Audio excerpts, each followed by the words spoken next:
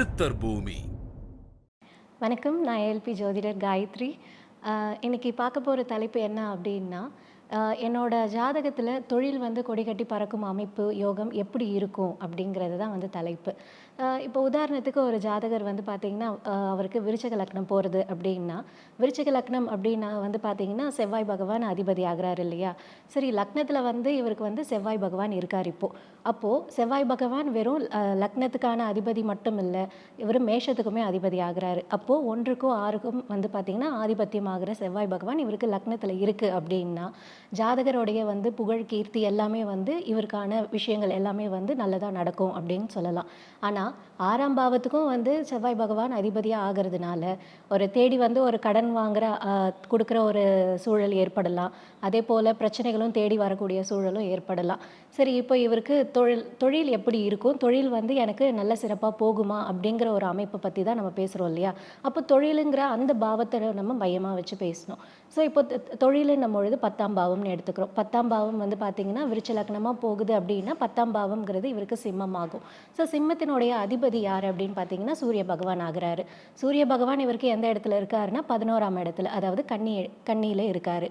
அப்போது தொழில் மூலியமாக இவருக்கு வந்து பார்த்திங்கன்னா லாபம், மகிழ்ச்சி, அதே போல் ரெட்டிப்பு வருமானம், இது எல்லாமே வந்து பார்த்திங்கன்னா இவருக்கு கிடைக்கிறதுக்கான எல்லா அமைப்பும் இருக்குது அப்படின்னு சொல்லலாம். அதே போல் சரி, அந்த 11ஆம் பாவம் அது நல்லா இருக்கா அப்படின்னு பார்க்குறோம் அப்படின்னா, கன்னியோட அதிபதி யாருன்னா புதன் பகவான். புதன் பகவான் வந்து பார்த்திங்கன்னா 8, 11க்கு ஆதிபத்தியம் ஆகிறாரு. அப்போது இவருக்கு வந்து பார்த்திங்கன்னா 11ஆம் இடத்து அதிபதி எங்கே இருக்காருன்னா இவருக்கு 2ஆம் இடத்துல இருக்கார். 11ஆம் அதிபதி 2ஆம் இடத்துல இருக்கும் பொழுது லாபம், மகிழ்ச்சி இதெல்லாம் வந்து பார்த்திங்கன்னா குடும்பத்தில் இருக்கிறவங்க எல்லாருக்குமே கிடைக்கும் அப்படிங்கிறதையும் சொல்லலாம். அதே போல் அந்த லாபத்தினால வந்து பார்த்திங்கன்னா ஜாதகர் வந்து ரொம்ப செழிப்பாக இருப்பார், நல்லா சுகமாக இருப்பார். அதாவது சொத்து, வீடு, வண்டி, வாகனம் இந்த மாதிரியான விஷயங்கள் எல்லாமே வந்து பார்த்திங்கன்னா இவருக்கு நல்லதாகவே அமையும் அப்படின்னு சொல்லலாம். சரி, இப்போ 2ஆம் பாவமும் எப்படி இருக்குன்னு பார்க்கணும் இல்லையா?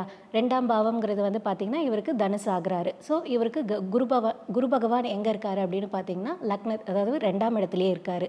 அதாவது 2ஆம் இடத்து அதிபதி 2லேயே இருக்கும் பொழுது கண்டிப்பாக வந்து பார்த்திங்கன்னா வருமானம், குடும்பம் இந்த மாதிரியான சூழ்நிலைகள் எல்லாமே வந்து பார்த்திங்கன்னா இவருக்கு சாதகமாகவும் நல்ல ஒரு நிலையில் இருக்குது அப்படிங்கிறத சொல்லலாம். சரி, அதே போல் வந்து பார்த்திங்கன்னா 8, 11 ஆதிபத்தியம் ஆகுது இல்லையா புதன் பகவானுடைய வீடு. அப்போது எனக்கு வந்து பிரச்சனைகள் வந்து சேருமா அப்படின்னா, கண்டிப்பாக வந்து பிரச்சனைகள் ஒரு சில விஷயங்களில் வரத்துக்கு கூடும். அதுவும் வந்து நண்பர்கள் மூலியமாக வரத்துக்கு வாய்ப்பு இருக்குது. இல்லை ஒருவேளை கூட்டு தொழில் பண்ணுறாரு அப்படின்னா அதன் மூலியமாக கண்டிப்பாக வரத்துக்கான வாய்ப்புகள் கண்டிப்பாக இருக்கும். அப்போ அந்த விஷயங்களில் இவர் வந்து கொஞ்சம் ஜாக்கிரதையாக இருந்து அந்த விஷயங்களை கையாளணும் அப்படிங்கிறது தான் இது. ஸோ மொத்தப்படி வந்து பார்த்திங்கன்னா தொழில் நல்லா இருக்குது, வருமானமும் நல்லா இருக்குது. வருமானத்தில் மூலியம் வந்து பார்த்திங்கன்னா நிறைய லாபங்கள் கண்டிப்பாக இருக்குது. தொழில் மூலம் லாபம், மகிழ்ச்சி, ரெட்டிப்பு வருமானம் எல்லாமே இவருக்கு கிடைக்கும் அப்படிங்கிற அமைப்பு இவருக்கு இருக்குது. அதே போல் ஜாதகர் நல்ல சுகமாக இருப்பார் இல்லையா? 4ஆம் வீடு பார்த்திங்கன்னா சனி பகவான் ஆகிறாரு. ஸோ அதிபதி. ஸோ 4ஆம் வீட்டு அதிபதி 4ஆம் இடத்துலேயே இருக்கும் பொழுது அதுக்கு எந்த விதமான ஒரு தடையும் இல்லை அவருக்கு அப்படிங்கிறது தெளிவாக தெரியுது. ஸோ இது அமைப்பு வந்து பார்த்திங்கன்னா ஒரு தொழில் மூலம் இவருக்கு லாபம் அதிகமாக கிடைக்கக்கூடிய அமைப்பாக இருக்குது அப்படிங்கிறத தான் நம்ம சொல்கிறோம். சரி, எல்லாருக்குமே வந்து இந்த மாதிரியான அமைப்பு இருக்குமா அப்படின்னா கிடையாது. ஒவ்வொரு லக்னமும் ஒவ்வொரு 10 வருடத்திற்கும் மாறும் பொழுது இந்த மாதிரியான விஷயங்கள் வந்து ஒவ்வொரு ஜாதகத்திற்கேற்ப மாறக்கூடிய விஷயங்களாக தான் இருக்கும். அந்த ஜாதக முறையை வந்து என் ஜாதகத்திலையும் வந்து இந்த மாதிரி ஒரு தொழில் அமைப்பு எப்படி இருக்குது அப்படின்னு பார்க்கணும் அப்படின்னு நீங்கள் விருப்பப்படுறீங்க அப்படின்னா கண்டிப்பாக வந்து இந்த ஏஎல்பி ஜோதிடத்தை நீங்கள் படிக்கணும். இதை நீங்கள் படிக்கிறதன் மூலயமா உங்கள் ஜாதகத்தை நீங்களே வந்து பார்த்திங்கன்னா ஆய்வு செஞ்சு உங்களுக்கான அமைப்பு எப்படி இருக்குது அப்படிங்கிறத நீங்கள் தெரிஞ்சுக்க முடியும். ஒரு விஷயத்தை வந்து உங்களுக்கு தொழில் இந்த சமயம் நல்லா போகுமா அப்படின்னா அதை நீங்களே தெரிஞ்சுக்க முடியும். அந்த தொழிலால் உங்களுக்கு எந்த சமயத்தில் வந்து நஷ்டங்கள் ஏற்படும், இல்லை லாபம் ஏற்படக்கூடும், அது யாரால உங்களுக்கு கிடைக்கும் அப்படிங்கிறத முதற்கொண்டு உங்களால் இதில் கண்டுபிடிக்க முடியும். சரிங்களா? ஸோ அனைவரும் வந்து கண்டிப்பாக இந்த ஏஎல்பி ஜோதிட வகுப்பை வந்து கலந்து கண்டிப்பாக வந்து படிக்கணும். இதில் இருக்கிற பயன்களை எல்லாரும் அடையணும் அப்படிங்கிறத கேட்டுக்கிறேன். நன்றி.